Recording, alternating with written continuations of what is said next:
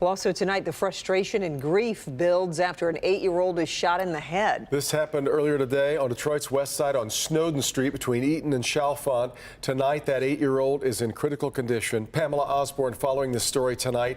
Neighbors, I know, just want some answers here, Pam.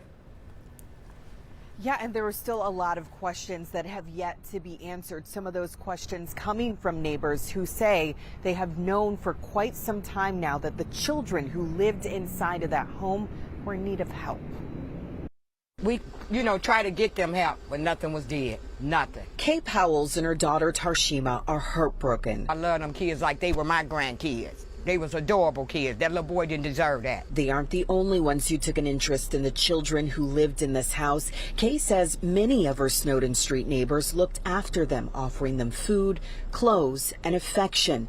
She heard the gunshot. Oh, I thought it was an M80. And later learned it came from a gun fired by one of 4 children who were unsupervised in that house. An 8-year-old boy was shot in the head. I was devastated. I brought tears to my eyes. I wouldn't want that to happen to no child.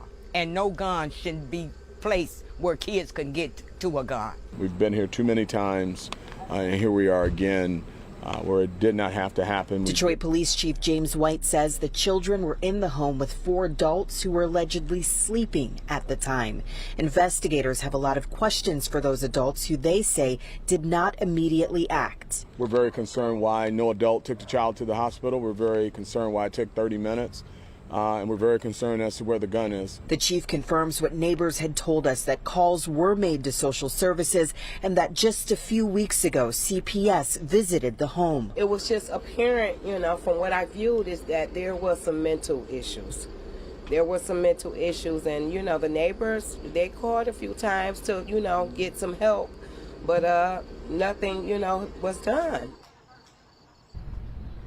I did reach out to the agency that oversees CPS. I have not yet heard back. As for this investigation, police recovered multiple guns from inside of that home and say one of the adults who was in there has a history of illegally carrying weapons. The chief saying he expects charges to be filed as this investigation presses forward, and everyone just thinking and praying for that 8-year-old boy and his recovery tonight. Reporting live at DPD headquarters, I'm Pamela Osborne, Local 4. We sure are, and critical at this hour. All right, Pamela.